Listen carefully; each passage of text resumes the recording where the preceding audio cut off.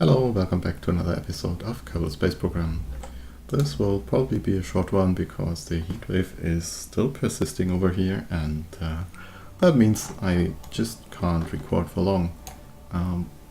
Keeping the windows closed to minimize the outside noise means it's just getting hotter inside. Now, I did get the chance to play around a little bit yesterday, and I was thinking about upgrading our launching capability, because so far we have been using pretty much very similar launchers with small modifications here and there for a while, but I think it's time to upgrade a little bit, although we are limited right now.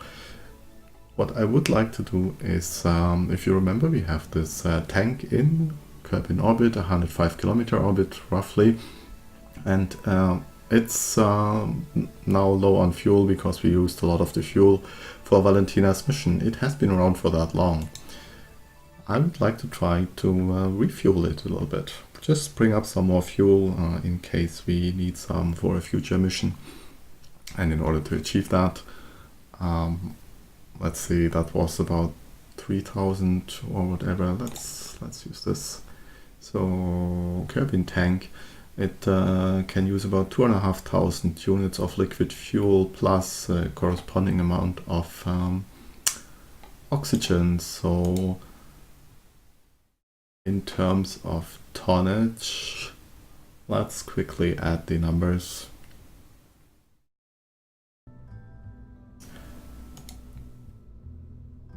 Just grab a fuel tank. So this tank is only 1,400 units of fuel, so a little over half, and it weighs 18 tons. So if you wanted to fuel up, you would probably need, let's see, 18, 36, maybe 30 tons.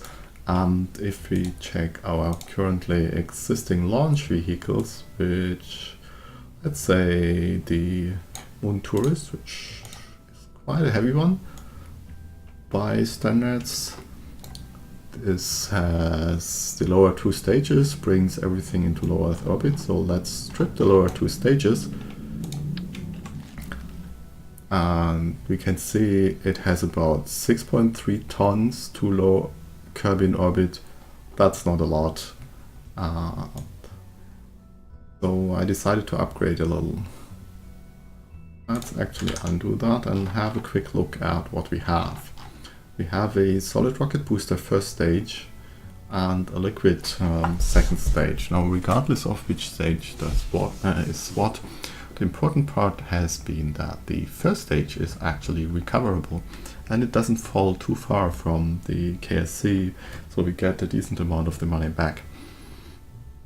The second stage, well, let's not deal with that. It's expendable.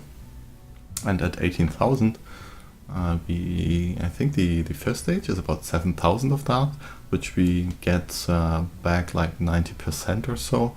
So the whole cost for this one is actually only 11,000. Basically what I did was scale it up a little. Now, let's see. We are limited by our research actually right now, our procedural tanks. And also the procedural SRBs. I just can't build 2.5 meter versions. Well, I can, but then they will be so short and stubby that I would be building pancakes. So what I decided to do was build a little bit an unusual design. Let's get rid of this for the moment, so we can see the rocket a little better. And let's start from the top. So that's our second stage, and right about here, that's our refueler. Hello, let's get rid of the coupler. So what I did for the refueler, and you can see we are just shy of 20 tons, 19.6 something. I have procedural tanks a little bit, 200 units of fuel there, 220 units there, so that's 440, and another 1,000 here. We are basically at the same amount of fuel as the Rockomax X232, which you all know. Half is half a jumbo tank. that's the amount of fuel we have in this refueler, and I would like to try to bring it back. Well, at least we can try. It's only 11,000 credits, and a lot of that is actually in the fuel. Well, maybe not. Let's see.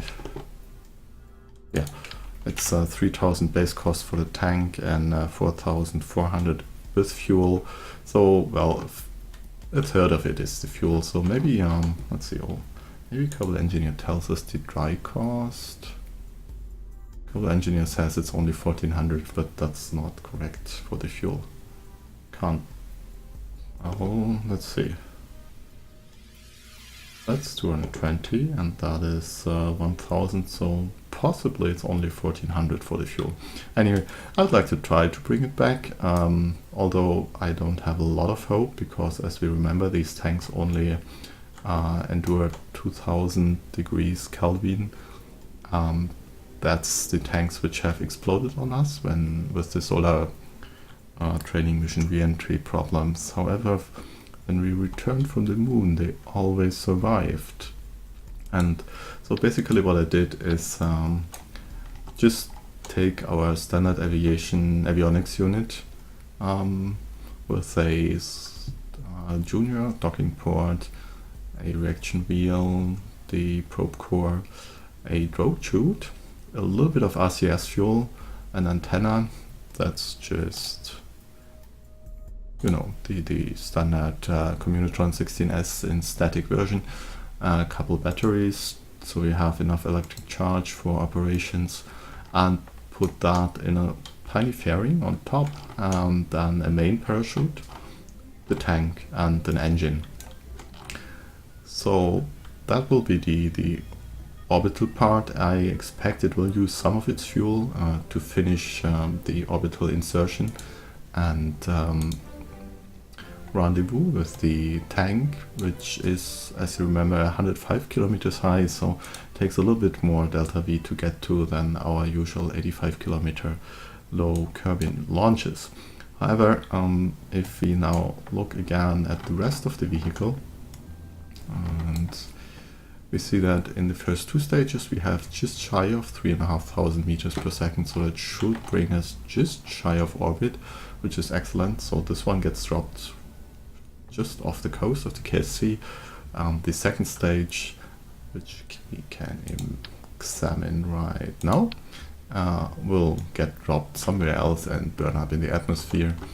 But basically, very, very simple second stage, just another of these tanks and a skipper engine, because, well, we needed the TWR actually. All of the other engines just didn't have enough thrust to weight ratio, and I didn't want to play around with complicated setups. So unfortunately this engine is a little bit expensive.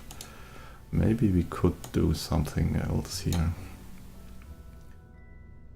Let's see, the Vulcan 220 kilonewtons, and if we check, we have 650 here with 1.61 thrust to weight ratio. Let me try to do a little bit of math here. 650. It's so hot I can't even do math in my head anymore. But that's 403 for a TWR of 1, but we want, let's say, a TWR of at least 1.25. So we would need 505 kilonewtons of thrust to get this with sufficient TWR for a second stage. Now 505, let's see, this one has 170. 170 times 3 happens to be 510. So if we use 3 of these instead of the skipper, then we would actually be better. Let's see, this one weighs 3 tons, so 3 of these is actually less than 3 tons. That's important. With the Vulcans we wouldn't be better. and trying to use a whole bunch of these would also do us no good. I think we would need 10 of them, just 4 tons, so that's not happening. Any other engines? This is a 300 kilonewton engine for... Oh, I never considered using that. I think it's a 2.5 meter engine, right? Let's unlock it quickly. Yeah, it's a 2.5 meter engine, so it does not have enough thrust, and we cannot use multiple of these. Let's see, do we have any other options? That's a turboprop. A lot of these, well, the swivel. Let's see, the Reliant, it doesn't have thrust vectoring, that's a problem. We would have no authority. But it would get enough thrust to weight ratio with 2 of them. This one we would need 3, and then we are already way over the mass. The Bertha is too heavy and doesn't quite have the thrust. See, what's that? Also ending up too heavy because a single engine.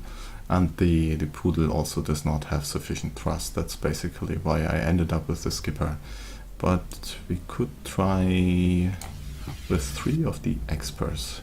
Let's quickly try that and see if we can get a little more out of this. So 3 of these, and we will need a thrust plate for that.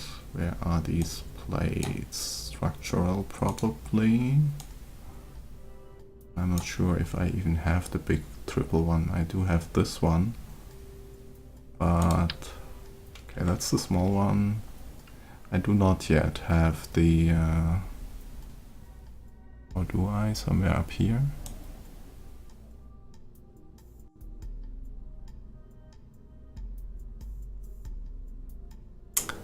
Nope, does not look like it.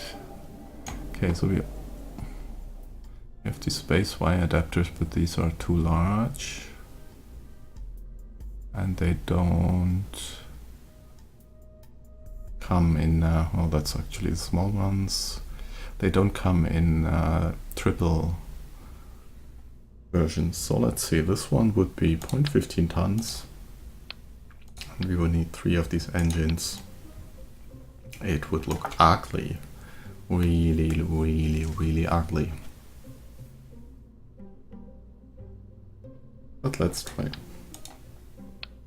this. You would definitely need a different solution for this. Well, it has 1.28 thrust to weight ratio like this, and we would get 1800 meters out of it instead of these 1550, which would bring us to about, we were at 3450, so 250 more, 3,700. That actually doesn't give us anything. Let's compare the cost. So that one is 5,300 credits, and this whole assembly is a little bit cheaper, yes. So we would be cheaper.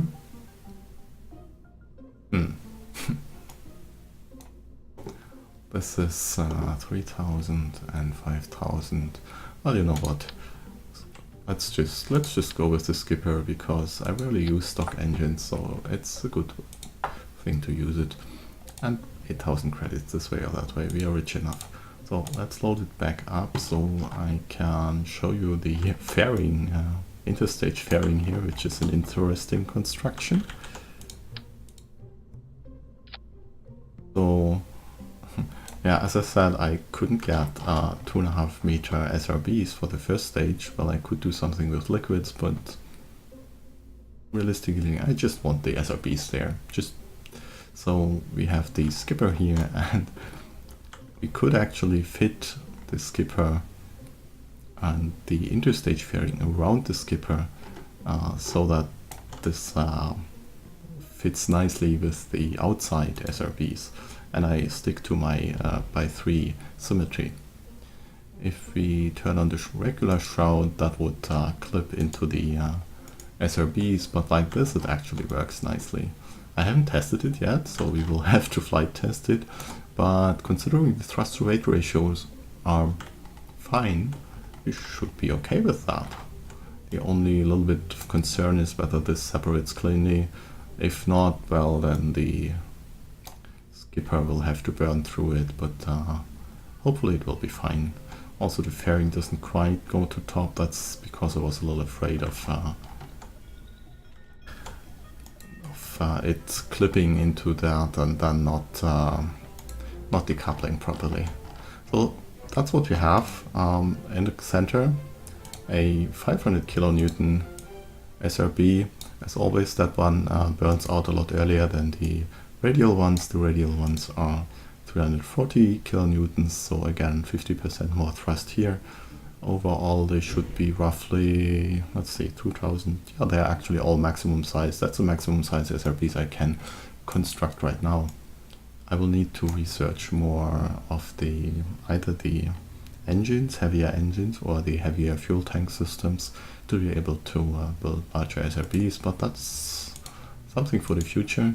This design should prove interesting if it flies, and I think aerodynamically it's fine. Then we have a very, very unique rocket design. Well, it's a little bit like a Soyuz rocket with the thinner core stage, but really that looks completely different. So yeah, that's basically what I wanted to show. We have one of these being built right now to test it, but unfortunately it takes about 3 days to build them, which is not a lot, but yeah, 3 days, 40 minutes. I just started that after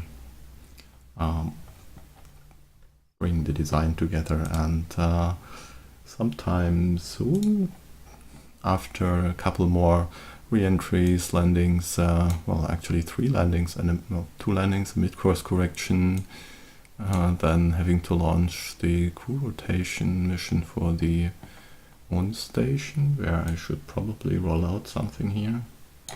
Let's say launch, moon station, crew rotation, Rostred, Gennom, and some kind of engineer. If that's all, I could use a basic moon tourist vehicle for this. Let's roll one out just in case. Then what's this? Oh, that's because I have the mid-course correction plotted still. Then, but they will be later. So yeah, that's still a lot of things to do before we can launch the tanker. So unfortunately that will not happen in this episode, and I think I will also stop recording now. But yeah, that's pretty much what I wanted to show. Let me grab a screenshot for the